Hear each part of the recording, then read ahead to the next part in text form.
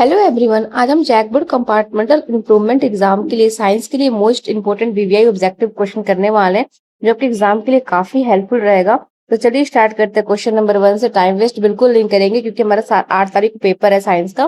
पहला क्वेश्चन देखते हैं बच्चों। जिसको पीडीएफ चाहिए आप लोग अपने टेलीग्राम से ज्वाइन हो सकते हैं, मैं पीडीएफ प्रोवाइड करा दूंगी। ठीक है। फर्स्ट क्वेश्चन क्या पूछता है कि मानव नेत्र में किस प्रकार का लेंस लगा रहता है। तो मानव नेत्र में लगा रहता है उत्तल लेंस। कैसा लेंस लगा रहता है? उत्तल लेंस। तो करेक्ट हो जाएगा हमारा आंसर ऑप्शन नंबर ए।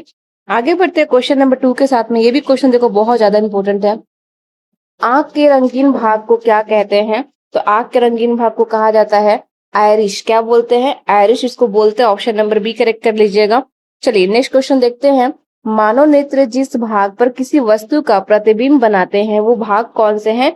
उसको बोलते हैं दृष्टि पटल। Is right. Option number D correct कर लेना। चलिए नेक्स्ट क्वेश्चन देखते हैं 4। सामान्य नेत्र के लिए निकट बिंदु क्या है? तो सामान्य नेत्र के लिए निकट बिंदु होना कितना होना होता है? 25 सेंटीमीटर हो जाएगा। ऑप्शन नंबर बी करेक्ट हो जाएगा 25 सेंटीमीटर। चलिए नेक्स्ट क्वेश्चन देखते हैं 5। नेत्र द्वारा किसी वस्तु का कैसा प्रतिबिंब बनता है? तो नेत्र द्वारा किसी वस्तु का प्रतिबिंब बनता है वास्तविक और एवं उल्टा। कैसा बनता है? वास्तविक एवं उल्टा बनता है। ऑप्शन नंबर 1 करेक्ट हो जाएगा। नेक्स्ट क्वेश्चन देखते हैं 6। मानव नेत्र की सामान्य दृष्टि के लिए दूर बिंदु कितनी दूरी पर होती है? तो ये होती है अनंत पर। कितने पे? अनंत पे। इनफिनाइट हो जाएगा। ऑप्शन नंबर डी करेक्ट कर लेना। 7 नंबर क्वेश्चन देखो। नेत्र में प्रवेश करने वाले प्रकाश की मात्रा को कौन नियंत्रित करती है? हमारा आंसर हो जाएगा ऑप्शन नंबर ए, पुतली। Is right. चलिए नेक्स्ट क्वेश्चन देखते हैं। हमारा 8 नंबर क्वेश्चन आ गया 8 पे। निकट दृष्टि दोष को किस लेंस के द्वारा दूर किया जाता है? हमारा आंसर हो जाएगा ऑप्शन नंबर बी, अवतल लेंस। निकट दृष्टि दोष को अवतल लेंस के द्वारा दूर किया जाता है। ऑप्शन नंबर बी करेक्ट हो जाएगा। चलिए आगे बढ़ते हैं 9 नंबर क्वेश्चन के साथ में। दूरदृष्टि दोष को किस लेंस से दूर किया जाता है? आंसर हो जाएगा उत्तल लेंस। अब ये पूछ रहा है दूरदृष्टि दोष, तो उत्तल लेंस हो जाएगा। चलिए नेक्स्ट क्वेश्चन देखते हैं 10। जरा दृष्टि दोष को किस लेंस से दूर किया जाता है? जरा दृष्टि दोष को बाइफोकल लेंस के द्वारा दूर किया जाता है। ऑप्शन नंबर सी करेक्ट हो जाएगा। चलिए नेक्स्ट क्वेश्चन देखते हैं 11। इंद्रधनुष बनने का क्या कारण है? इंद्रधनुष बनने का क्या कारण है? तो वर विभेषण, आवर्तन और तथा पूर्ण आंतरिक परिवर्तन हो जाएगा। Option number C correct. चलिए आगे बढ़ते हैं। 11 नंबर हो गया। 12 पे देखते हैं। तारे का टिमटिमाना प्रकाश के किस घटना का दर्शाता है? ये दर्शाता है प्रकाश का अपवर्तन। ऑप्शन नंबर बी करेक्ट हो जाएगा। चलिए नेक्स्ट क्वेश्चन देखते हैं 13। आकाश का रंग नीला क्यों दिखाई देता है? तो आकाश का रंग नीला क्यों दिखाई देता है? प्रकाश के परिकरण के कारण। ऑप्शन नंबर सी करेक्ट हो जाएगा। चलिए आते हैं 14 नंबर क्वेश्चन पे। खतरे के निशान के रूप में किस रंग का प्रयोग किया जाता है? तो जहां खतरा होता है वहां पे लाल रंग का रेड साइन होता है। ऑप्शन नंबर बी करेक्ट हो जाएगा। चलिए आगे बढ़ते हैं 15 नंबर क्वेश्चन के साथ में। नेत्र लेंस की फोकस दूरी परिवर्तन किया जाता है। हमारा आंसर हो जाएगा ऑप्शन नंबर सी, सिलियरी पेशिया द्वारा। ठीक है। चलो नेक्स्ट क्वेश्चन देखो 16 नंबर क्वेश्चन। विद्युत घंटी किस प्रभाव पे कार्य करती है? जो विद्युत घंटी होती है वो कार्य करती है चुंबकीय प्रभाव पे। ठीक है। चलिए आगे बढ़ते हैं। क्वेश्चन नंबर देखते हैं 17। डायनोमो का सिद्धांत आधारित है तो किस पे? तो विद्युत चुंबकीय प्रेरक पे। ठीक है। चलो नेक्स्ट क्वेश्चन देखते हैं 18 नंबर। विद्युत बल्ब में कौन सी गैस भरी जाती है? विद्युत बल्ब में कौन सी गैस भरी जाती है? निष्कर्षीय गैस भरी जाती है। ऑप्शन नंबर सी करेक्ट कर लेना। चलिए आते हैं 19 नंबर क्वेश्चन पे 19 पे।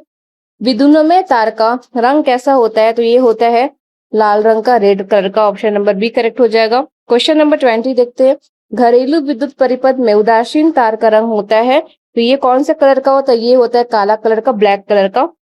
चलिए नेक्स्ट क्वेश्चन देखते हैं 21। चुंबकीय क्षेत्र का एसआई मात्रक, चुंबकीय क्षेत्र का एसआई मात्रक होता है टेस्ला। क्या होता है? टेस्ला होता है। चलिए नेक्स्ट क्वेश्चन देखते हैं 22। विद्युत माइनस चुंबकीय प्रेरण की खोज किसने की थी? विद्युत चुंबकीय प्रेरण की खोज किसने की थी? तो इनका नाम था फैराडे ने। ऑप्शन नंबर ए करेक्ट हो जाएगा। 23 नंबर क्वेश्चन देखते हैं। चुंबकीय क्षेत्र के प्रभाव में विद्युत धारा, तो विद्युत धारा चालक पर बल उत्पन्न होता है। ऑप्शन नंबर सी करेक्ट हो जाएगा। ठीक है। चलिए आगे बढ़ते हैं। क्वेश्चन नंबर देखते हैं 24। ये भी क्वेश्चन बहुत ज्यादा इंपॉर्टेंट है।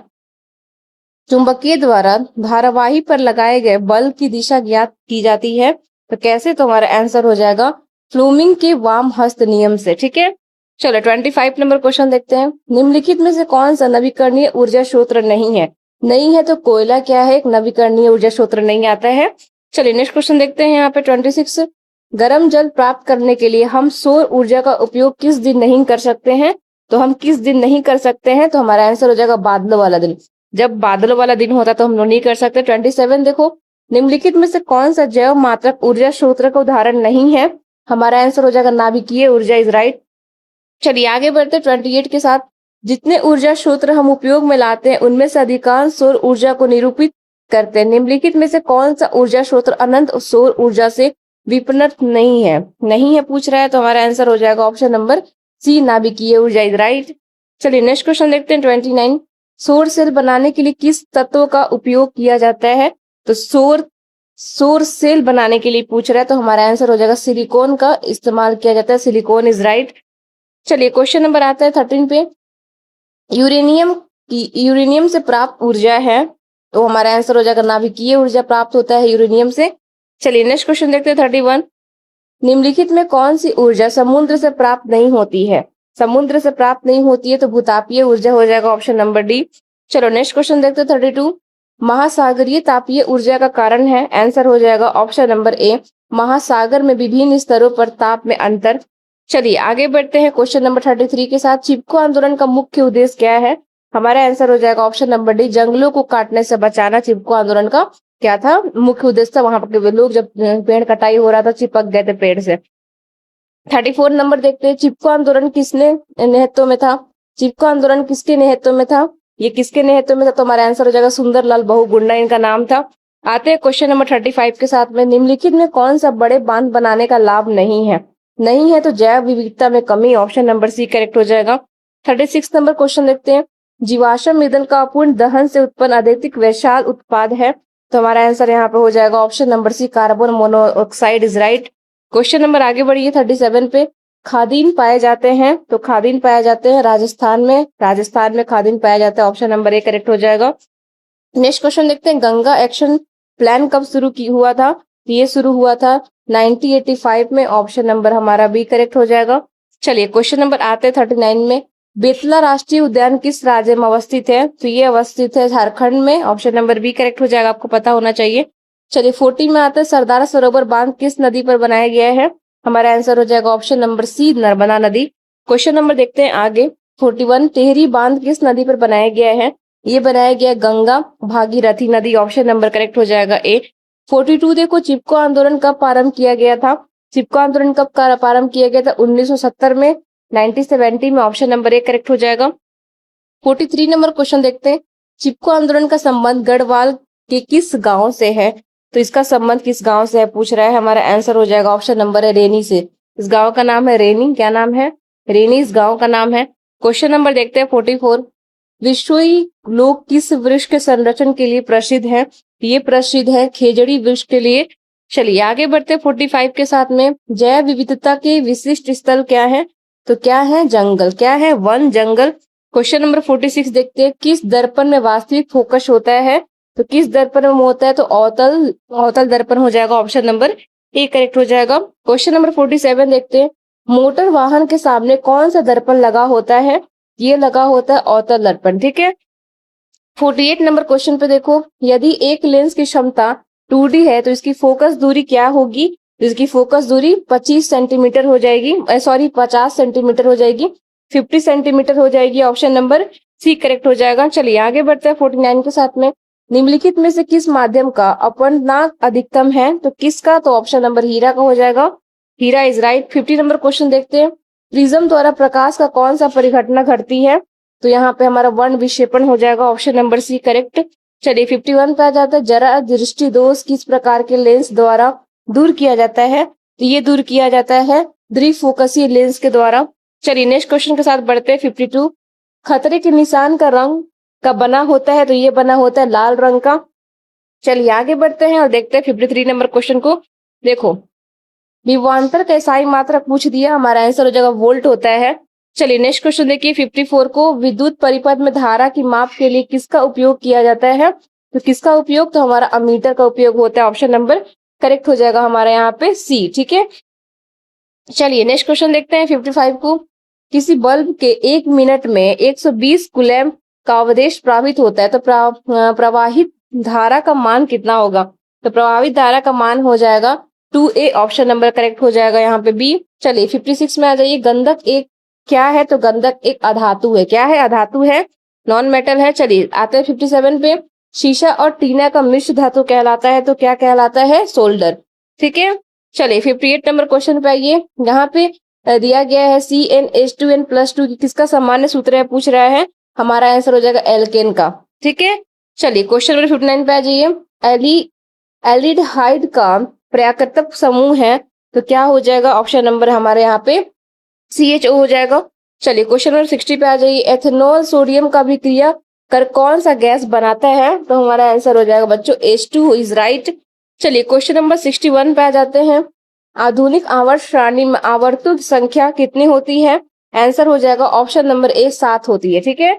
चलिए 62 नंबर क्वेश्चन देखते हैं। स्वपोषी पोषण के लिए आवश्यक है तो क्या होता है बच्चों? हमारा आंसर हो जाएगा देखो CO2 तथा जल, क्लोरोफिल, सूर्य का प्रकाश, इनमें सभी हो जाएगा। ठीक है। 63 नंबर पे आ जाइए। जठर ग्रांथियां पाई जाती है। हमारा आंसर हो जाएगा बच्चों अमाशय में। कहाँ पाई जाती है जठर ग्रांथियां? अमाशय में इज राइट। चलिए क्वेश्चन नंबर 64 पे आ जाइए। पित्त रस का स्रोत होता है बच्चों यकृत द्वारा। किसके द्वारा? लीवर के द्वारा।